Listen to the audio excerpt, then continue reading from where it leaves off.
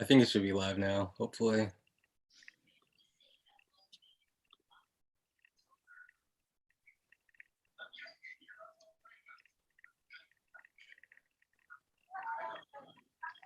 Okay. Yeah, it's live.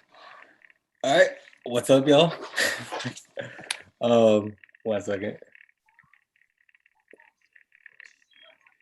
So my name is Azim Saini. I'm a law student organizer, co-founder of In the Field 661. Colin and Natalie will be my co-hosts today, and we'll be interviewing Palestinian organizer Nancy Mansour. Before we get into it, and since this is our first episode, I wanted to give a quick little breakdown of what In the Field does. We started back in August 2020. Every week we go out and distribute meals and care items to different houseless encampments in Bakersfield, California. To date, we've passed over 5,000 meals, and we don't keep track of the care items we pass out, but I'm pretty sure it's in that range or more. And just some of the other projects and works we do. So Bakersfield has, like every other city, they do a lot of sweeps around town. So sort of what we've tried to do is be in community with houseless folks and make sure they know their rights. So we've printed out flyers and gave trainings on so folks in the encampments know what code enforcement can and can't do. And it's been really helpful because I think we scared them a couple times into not doing sweeps. At least that's what houseless members told us. So it's definitely effective. And we're also inspired by the Black Panther Party, and try to and hopefully try to carry on their spirit and legacy through the work we do. So we've been trying to get sort of scale up in what we've been doing aside from the weekly meal distributions. And part of that, we're now collaborating with with a few orgs in town, and hopefully starting next month, we're gonna have one day out of the week. We're gonna have like an open fridge concept, is what we're calling it, where folks, community members could come in and get fresh produce, fresh grocery items, and things like that one day out of the week. And we've also gotten into touch with a political prisoner out in the Kern Valley State Prison up in Delano. His name is Abdul Shakur. He's the co-founder of the George Jackson University, which is like a Pan-Africanist group that aims to sort of teach prisoners about their rights in prison, and sort of like a prison abolitionist movement. I mean, it's George Jackson University, right? It's going to be about prison abolitionists. So we got into contact with them. We're going to try to do work with them out here in Delano and Bakersfield, hopefully do fundraisers and just general abolitionist work. And sort of like a long-term project, we're going to try to do a bi-weekly health clinic, but that's sort of still in the works and probably like a year or so down the line. And now we're starting this YouTube series, right? This space is really just to kind of get sort of like more of our political ideology out there, and also build community and relationships with folks. We're gonna try to interview. We got a really cool month lined up. We're starting, of course, with Nancy, and then also I got a teacher in Bakersfield that's gonna talk about internment camps and Baker's relationship to the internment camps back in the 40s. And then I got one of my good friends who's an Afghan diplomat who's going to talk about Islam and socialism. So that should be really interesting. And then we're going to get, of course, Abby Martin, our good friend Abby Martin, on to talk about the work that she does. And yeah, just a bunch of other things that we got lined up. That's a lot of stuff. Sorry, I'm talking a lot. But and then of course we're going to try to like have this channel to like address issues that are in Bakersfield and try to like sort of put that perspective out there, because if folks don't know, Bakersfield is a pretty conservative city. We have like our representatives Kevin McCarthy, just so there's that, like that's what we're kind of dealing with here in Bakersfield. So hopefully this Oregon YouTube series could serve as a way to like cultivate some radical stuff happening out here. And I'm talking a lot, so I'm gonna go ahead and let Colin and Natalie introduce themselves now. If you, yeah, so go ahead and mute yourselves. Colin could go first, and then. Hey everybody, my name is Colin Cole. I'm co-host of the Soul Force Ones podcast, soulforceones.com if you want to check that out. Animal care technician at the local animal shelter up here in Corvallis, Oregon, and a PhD candidate in education. And my dissertation looks at hip hop and literacies and youth advocacy up here in Latinx youth work. And up here in Oregon is the one time where I got to meet Nancy when you came to the Palestine conference at OSU. It's been a couple years, but super good to see you. Same here. Thank you, bro.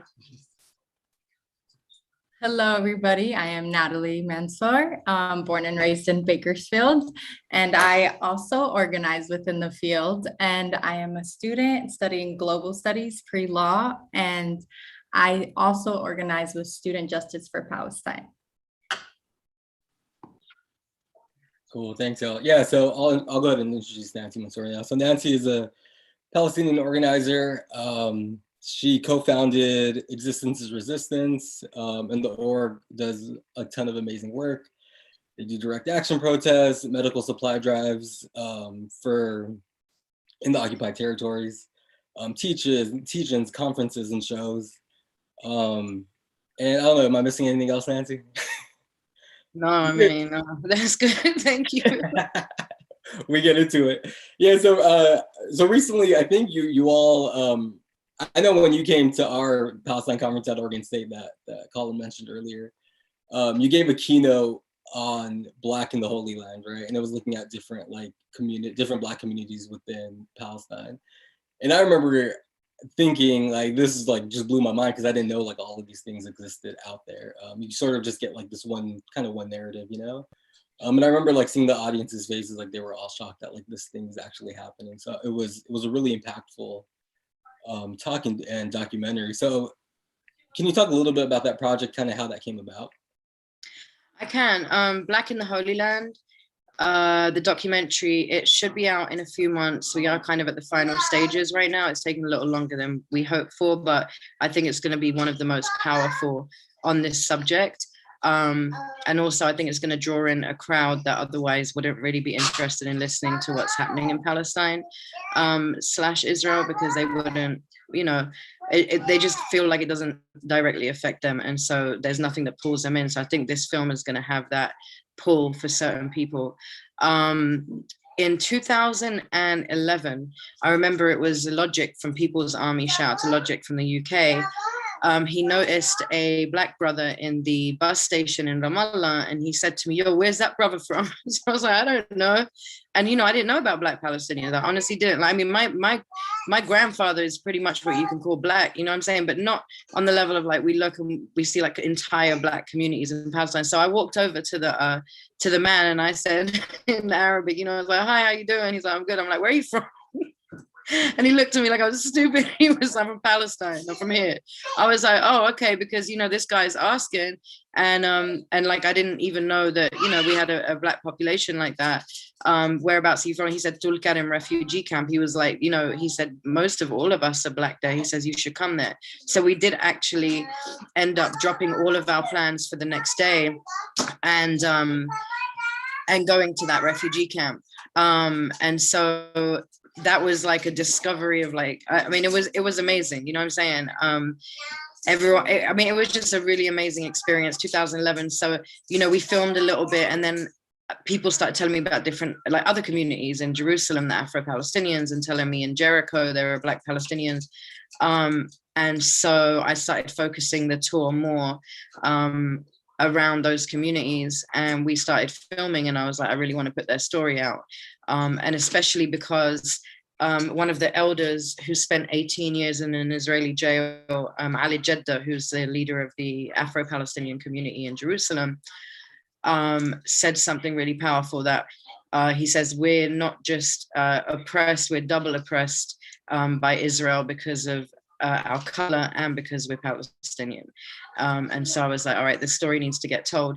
Not just that, but also, you know, that we ventured into the desert in the south, in the Nakab, where Israel was keeping African refugees, and having done a lot of work in the US around the Black struggle and worked with some really amazing Black comrades. You know, that was something really close to my heart because I went to visit them at this deportation center that they had them, you know, thousands of African refugees who were seeking asylum dumped in the desert. And so we expanded to all different communities that we could find. And then fast forward to 2017, I bumped into Mark Lamont Hill in Palestine. and he was really interested in what we were doing, and so he came along for a day on our tour. We overlapped with the Dream Defenders tour, and so he joined us for a day with a couple of other brothers, George and Dumi, Professor Dumi, and we took them to Halot and to Dimona, and also to another Arabic village down there, where there are Black Bedouin Palestinians, or they count themselves as Palestinians, they're Bedouins. And so it just moved from there. And Mark said he wanted to be working on the film. He's actually executive producer, or directing the film, I should say. And Stacey Mohammed, shout out to her, if you'll know, one of the best, amazing editors, producers. And so she's editing the film. And so it's been in the works for 10 years, but it's come together more beautifully than we could have ever imagined. And so look out in the next couple of months for that. Kind of continuing in that vein with the documentary and art, can you talk a little bit maybe about the relationship or importance of art in Palestine, and maybe how hip hop fits into that? Yeah, I mean, art is important, period. Like, I mean, I think one thing that people can understand is, like, for most people, I think music has got us through so much of our lives, whether when we were younger or whatever. But like, music is really, really powerful. Like, whether you're sad or you're happy, or, you know what I'm saying? Like, you just feel it, right? And so, you know, I feel like it's, you know, I'm with the Resistance 1,000%. But it also hurts my heart to see, you know, we know what the result is. It's like these kids are throwing stones, or a couple of brothers have, you know, a couple of guns, and they shoot back at an army that is, you know, oppressing them and murdering their families, and they get killed. And it's disheartening, because it's like, you know, they're worth so much more than the cowards that come there purposely with one with one thing, is to kill them. You know what I'm saying? There's no other reason that an entire army sends a few hundred people into a village every day to harass people. Stay the fuck away. You know what I'm saying? Like, you come to the village and you antagonize people, on top of the fact that you're living in their homes 30 minutes away next to the beach where they can't go. So, you know, it's disheartening, but you know, so I fully support, you know, whatever it takes to defend your family, which anybody would do to protect your family. I fully support that. If somebody comes to your home to attack it, you have every right to defend yourself. But in the same token, it's like, I want them to live, you know what I'm saying? And I think one of the most powerful things that we've seen with the workshops that we've done and the work that we've done is that music has that power to reach everybody, you know? So it's like a video of you throwing a stone at a soldier can be edited in so many ways, and, you know, who's going to put it out and how many people are going to see it. Or you can make a really powerful music video, or, you know, or even just reciting poetry, and how many people can that reach? You hear my poetry, you know? And so, you know, it's like, how many people can that reach, you know, and how powerful it can be, especially to people that are not interested in the political side, but maybe will be after they're connected musically, you know what I'm saying, or artistically. And I feel there are a lot of ways to represent Palestinian culture and resistance through the arts. And I just feel that it's super powerful, like more powerful than I even imagined before I did this work, you know? I remember in 2018, the end of 2018, when they were bombing the shit out of Gaza, this is how we formed the organization. But I was like, you know, I was doing radio for the longest, and I want to talk about Palestine. And I was like, you know what, I'm going to ask these artists. They needed medical supplies in Gaza. So I just hit up every artist I knew, you know, Immortal Technique, Dead Prez, Rebel Diaz. There was a whole bunch, you know, DJ Johnny Juice from Public Enemy. And I hit them all up, and I was like, would you guys be willing to do a concert in a couple of weeks? So we did it on the 18th of January 2019, to raise money for medical supplies. And they said yeah. And, you know, we didn't know if I had never organized a political event like on that scale, you know, with artists. I don't even think a political event like that I hadn't organized. I always did music, you know. And within literally we had like a week and a half to put it together, and we sold out. Like we had like 100 people in the street that we had to turn away. And I just remember being in that room and being like, yo, like the power in this room right now is just on a whole nother level. Like, I don't know, that's what triggered me. And then we formed the organization and started doing things through the arts. And that's why I feel it's powerful. And if you actually want to see, shout out to ER Ali of Cultures of Resistance, that they did a really dope video. If you put Cultures of Resistance, Hands Off Gaza, the video pops up, it's on Vimeo, and you can watch, I think it's like a 6-minute video of that event, and you'll see exactly what I'm talking about, like even what they captured and the way they edited it. I mean, it was amazing. So Cultures of Resistance, Hands Off Gaza, there's a video of that event, and that is why we formed Existence as Resistance. And I just feel like, you know, art is powerful, music is powerful, it can touch everybody, you know what I'm saying, on just levels, on all types of levels, you know.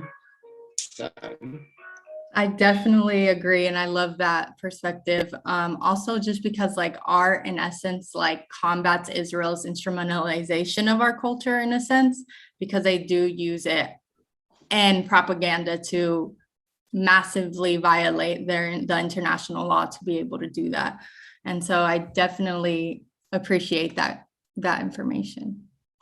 And also, I just wanted to add, so for the US, what can we do like to better combat and help the people in Palestine to make material change happen?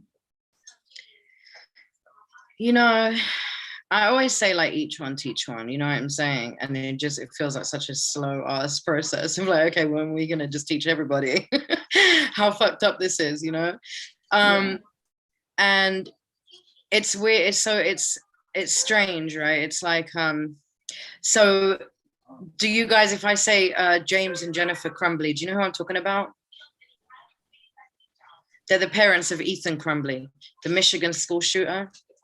Oh. And everybody was kind of, I think most Americans are content that they got tried, right, for what their son did.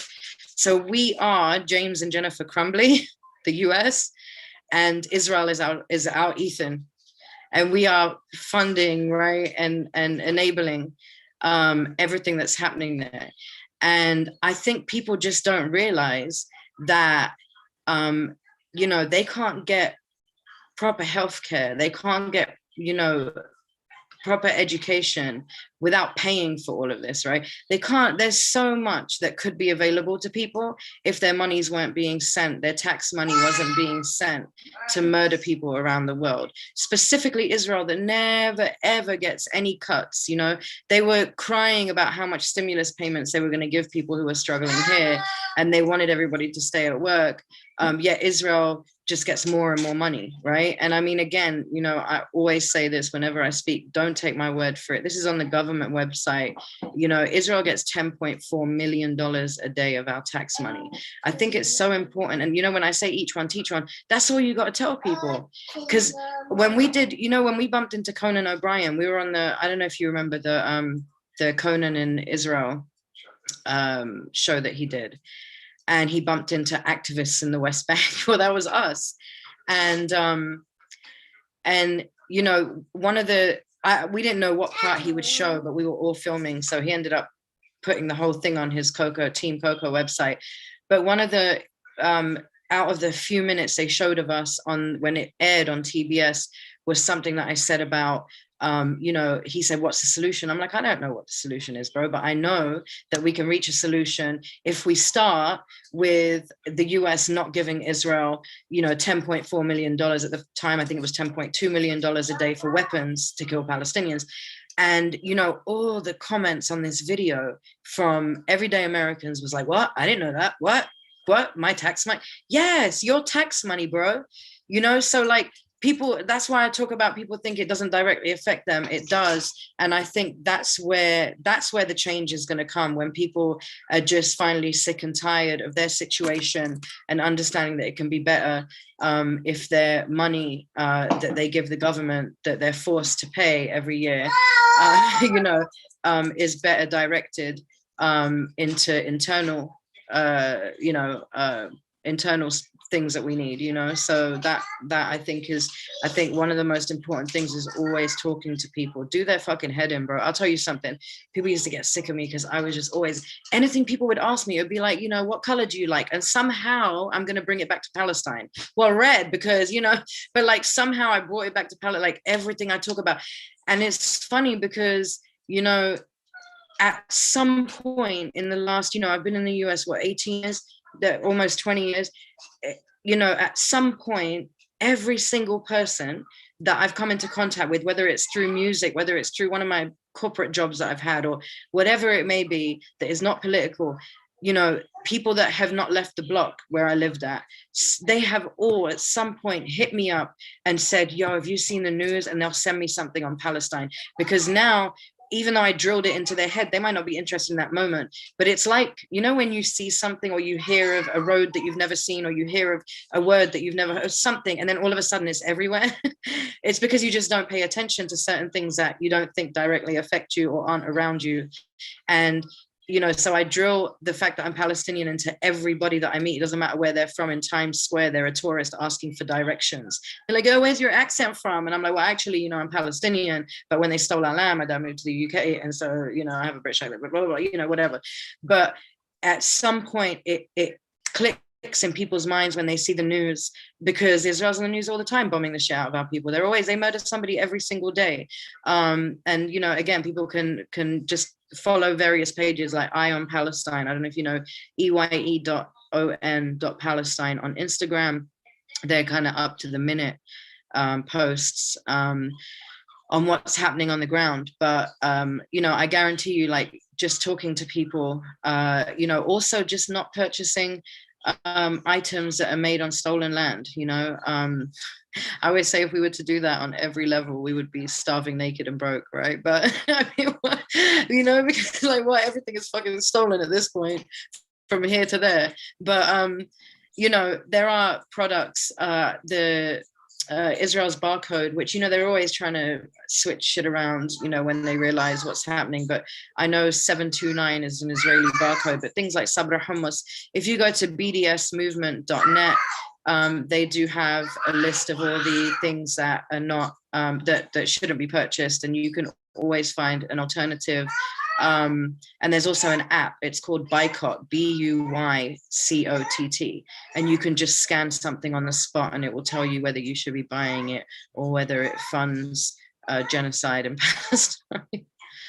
So, I mean, those are the most important things, you know, not funding it. I think that's once you know, it's like, if you have a gun and you're shooting everybody, you know, if I'm giving you the bullets and then I stop giving you the bullets, then we could get to the next step, you know what I'm saying? But right now it's like, we need to stop all this murder and killing, you know what I'm saying? And the rest will come after that. I also wanted to add, like, in recent events, how the US government said they were investigating the death of Omar Assad. I don't know if you heard about him, that he recently passed, being shot and left to death. And may he rest in power. Which is I feel like it was lying on the premise of him having Western citizenship, where the US actually cared about the value of his life, and that he was worthy of international law because he had an American citizenship. But what about the investigation of other Palestinians, Black Palestinians, the rest of Israel's crimes, and the investigation of the US war crimes? So I was just wanting to expand on that, and how if you've ever been blacklisted by the Canary Mission at all, and if that's ever played a toll in your organizational work. In essence, how can we protect and promote the rights of Palestinians refugees to return to their homes? So, you know, my response to that would be that Israel does, okay, the US doesn't give a shit about its own citizens here. For them to care about a Palestinian, an Arab, whatever, that, you know, dual citizenship or not, you know. And then as far as Israel is like, they don't, their own, actually I spoke about this today, hold on, somewhere else, let me see if I have this right here. I want to make sure I get his name right. 29-year-old Haftam Zadham. I don't know if you guys remember, he was in a bus station and they thought he was Arabic. And so civilians, Israeli citizens, proceeded to shoot him multiple times and beat him to death with the metal chairs that are in the bus station. And there's a video of it on YouTube. It's really graphic, but it's there if you want to see it. Haftam, Haftom, and his last name is Zarhum. He was an Eritrean Jew, and he kept saying to them, I'm Jewish. He's screaming in Hebrew, I'm Jewish, I'm Jewish, I'm not an Arab. This is how fucked it is, as if it would be okay if he was an Arab, right? But they beat him to death anyway. And one of the guys that's in the video that got tried just got community service. So, I mean, you know, I wouldn't hold my breath on that investigating. There's nobody that you know, that file, that paper that was filled out about Ahmad is sitting somewhere getting dusty, and nobody cares about. I mean, nobody does. Sorry. I mean, that, you know, here anyway, like that 1000%. And the second part of your question, my apologies, babe. Ask me again. I just asked, have you ever been blacklisted by the Canary Mission? And if that's ever affected your work, in essence, how can we protect the promotion of rights of refugees to return? I don't think I must not be doing something right because I'm not on there. No, I think Canary Mission also is aimed more specifically at students and teachers and student organizations more heavily, I think. For some reason, they've spoken about our organization on there. I remember a brother, I don't want to be wrong in where he's from, but he was wearing one of our shirts. You know, we've been to many campuses to speak. So we've had a lot of, you know, third party affiliations on Canary Mission. You know, my response to that is I think it's disgusting that they're even allowed to exist. I think it's even more disgusting that they're existing off the back of American taxpayers, that they're a 501. I think that what we really need is, you know, and this is also a weakness in our movement, is why do we not have the equivalent of that? Why do we not have every soldier's face on a website with their name and address and the people and the photos of the babies they've killed and the women that they've killed and the men that they've abused and harassed and done all types of, you know, atrocious shit to? Like, why don't we have that? So, you know what I'm saying? Like my answer to that is really honestly is we should have our own, you know, Canary Mission to expose them. But, you know, what I will say is that nobody should ever let them intimidate you, ever. If you're on there, okay, you know what? It is harder to get into your homeland. It is harder to get to Palestine if you're not Palestinian. You know, it is fucked up that you know, if you have it's a Zionist, you know, company or whatever, you don't want to work for those motherfuckers anyway. If somebody's not going to hire you because you're Palestinian and you're doing the right thing and you're speaking the truth and you're standing up for what's right, you don't want to work for them. You know what I'm saying? And this is just another intimidation tactic that they have, and they have many. And you just got to remember that the people on the ground in Palestine are going through a lot worse on a daily basis. And so they shouldn't deter people at all whatsoever. You should be proud. If you're on there, it means you're doing something right. And they're intimidated by you. And that, you know, for me, that's a badge of honor. You know what I'm saying? I was kind of hurt that I wasn't on there. I was like, you know, why? Like, what am I not doing right? God damn it. I've had every type of event. I've said all types of shit. I've posted all types of shit, you know? You never know. I mean, I know, you know, you don't know why, but yeah, I that's all I can say is, you know, don't let it deter you at all. You know, in fact, if somebody was to bring it up, it should be like, yeah, I'm 1000%. This is what I stand by. You know what I'm saying? You know, I want to shout out Nardine Kiswani, our sister who runs Within Our Lifetime. You should actually have her on here too, from Wall. But, you know, she's at CUNY. They've been trying, Michael Rappaport, what a culture appropriating, nasty ass piece of creature, whatever the hell he is. He literally has been trying to get her kicked out of law school. She's Palestinian, banned from her own country, You know what I'm saying? Like what, like it's nuts, bro. It's absolutely nuts.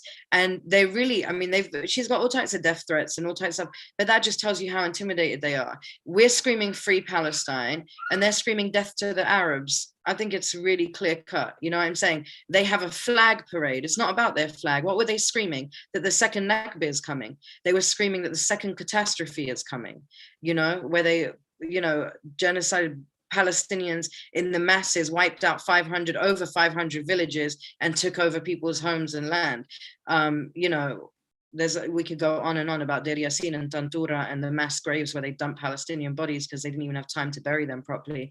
You know, so, you know, again, it's really clear cut. We have demonstrations to stop bombing Gaza, to stop, you know, blowing our people to pieces, to stop putting people in jail, our political prisoners that are on hunger strike, that are under administrative detention, which means that you get arrested and held for 6 months with no charges while they investigate you. And then that gets renewed and renewed and renewed. And there are people in there for 10 years already, 20 years with no fucking charges. And then they go on hunger strike to say, you know what, I want to be with my kids and my family and let me the fuck out of here. And then you've got members of parliament, Israeli parliament, settlers running into the hospitals to go and like taunt them and harass them. And they're allowed in the hospital. Like, it's fucking crazy, bro. These people are on like their deathbed, you know, close to, and members of Israeli parliament is running up in the hospitals like it's normal to harass them with like crews of goons. You know what I'm saying? So again, you just know that you're on the right side of history, and don't let nothing intimidate you. That's all they've done. They've intimidated people. They have, you know, murdered people, assassinated people all over the world, from Dubai to Najil Ali in London, to all over the place.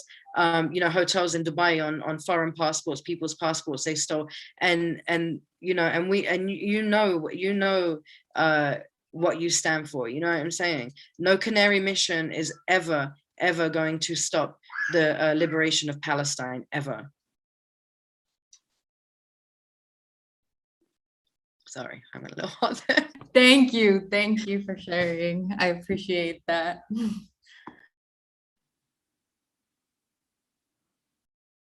Did you have anything else you wanted to follow up with, Colin? I think is there anything else? Either of you wanted to follow up with?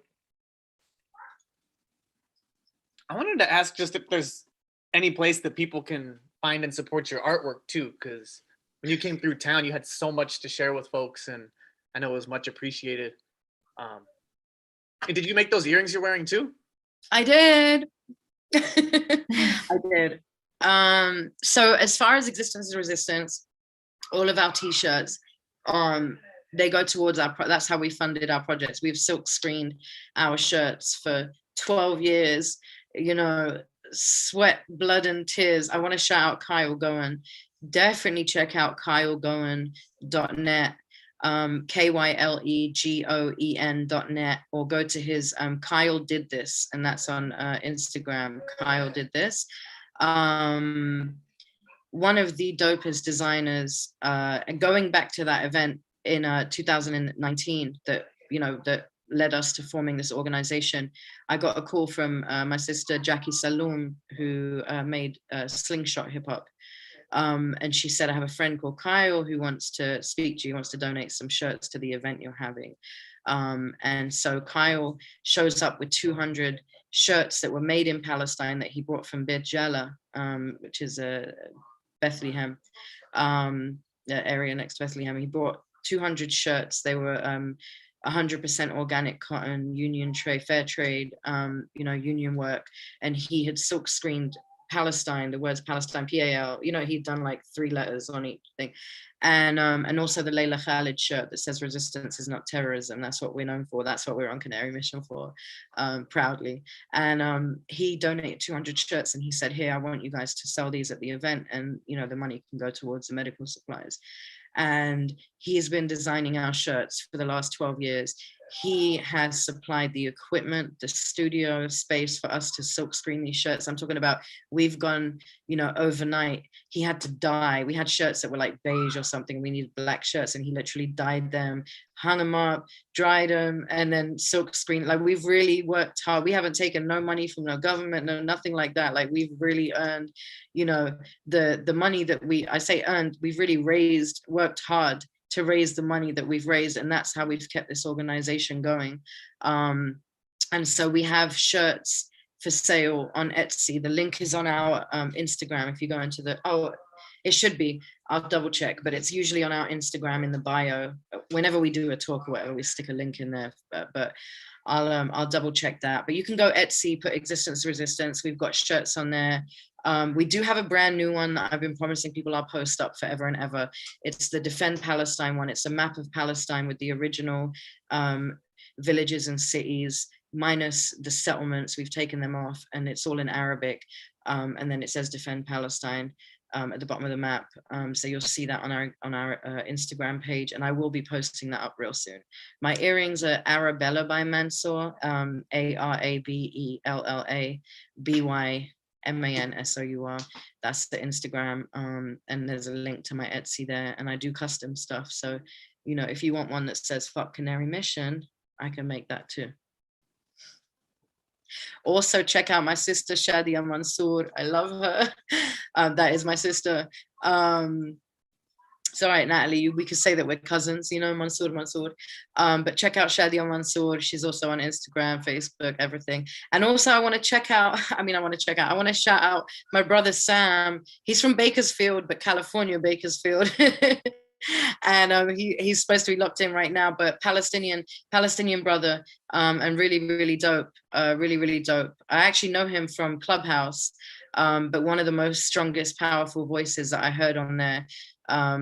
You know, he's 100% on point, you know what I'm saying, politically, everything. I mean, he's Palestinian. Not everybody that's Palestinian is politically correct, but, you know, he's Jamid in Arabic, we say Jamid. He's, you know, he's about it. So I want to shout him out. It's not Bakersfield, Oregon, but, you know, Bakersfield, California, but it's all Bakersfield. We're in Bakersfield, California. You are? Oh, shit.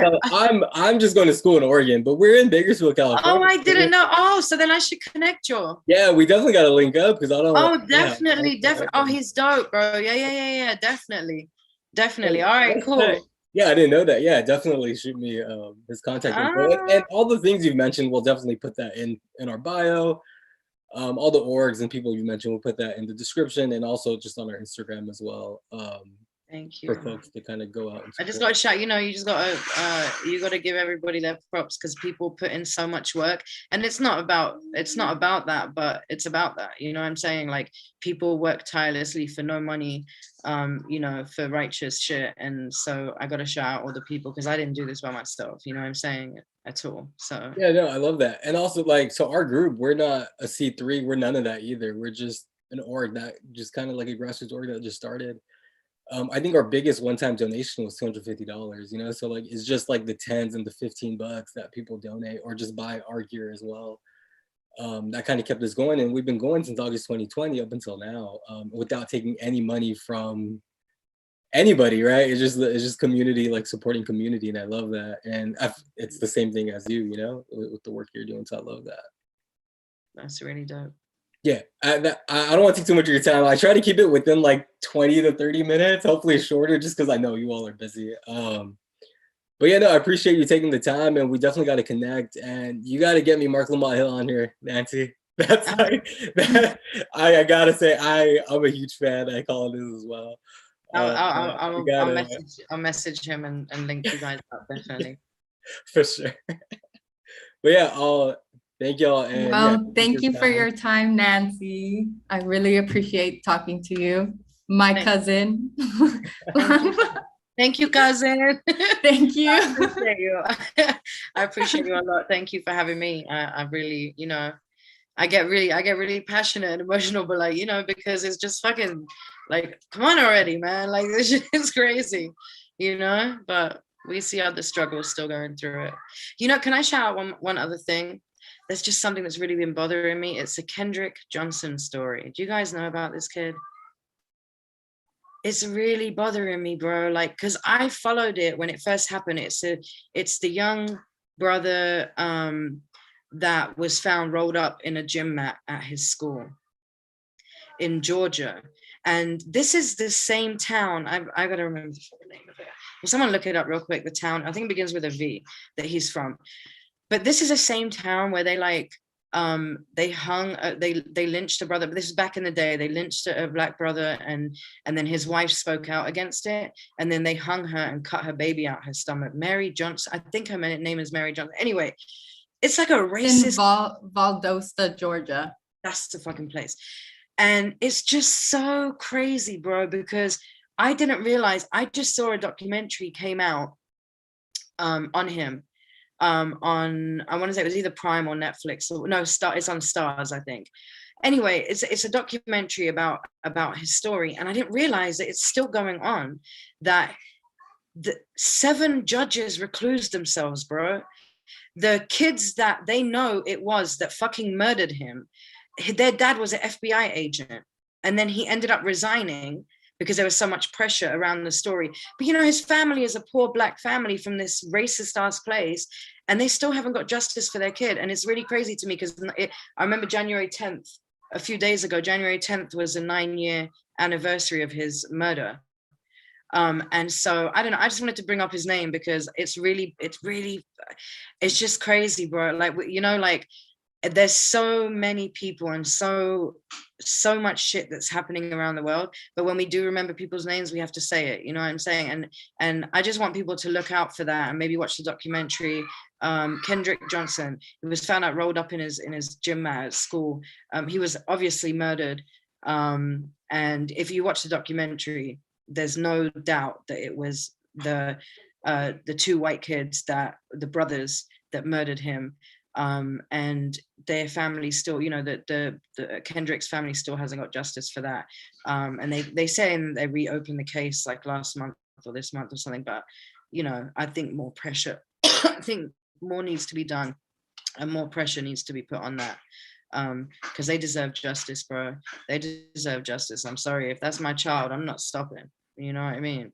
I'm not stopping. And that's like every parent in Palestine, you know, all over. So anyway, I wanted to bring that name up. Thank you. No, yeah, thank you for bringing that up. And I think what you said is so important, like bringing up names when you think about it, because I think we all get lost into like the statistics of things. And that's with everything, with like Palestinian lives, Black lives, right? Like a lot of it is just like, you're just another statistic. So definitely like humanizing that, I think it's probably the most important thing you can do, to be honest. Like when we did a vigil for Palestinian lives during this latest offensive back in 2020. And just like having the names, all of the names of the martyrs, you know, I think it was really important. So yeah, I think like part of like that Black Lives Matter movement about like saying their names, I think it was one of the most like profound things to come out from the movement. So yeah, anytime we could do that, we definitely will. Yeah, thank you for your time. Appreciate it a lot. Thank you for being our first guest. Couldn't pick a better first guest. So thank you so much. Thank you. Awesome organizer, inspire me all the time. So I appreciate it. And we'll put all the links and everything else in our bio. And yeah. Thank you. And also all of you should try and come out. Our Palestine Lives conference is May 13th, 14th, 15th. We are planning the opener to be the biggest Palestinian concert yet, with the dopest Palestinian artists from back home. So definitely try and, you know, save the date, block it in your calendar. If we can't find a venue that will have us because we're Palestinian, we'll have it in the fucking streets. Palestine Lives, you know, check it out.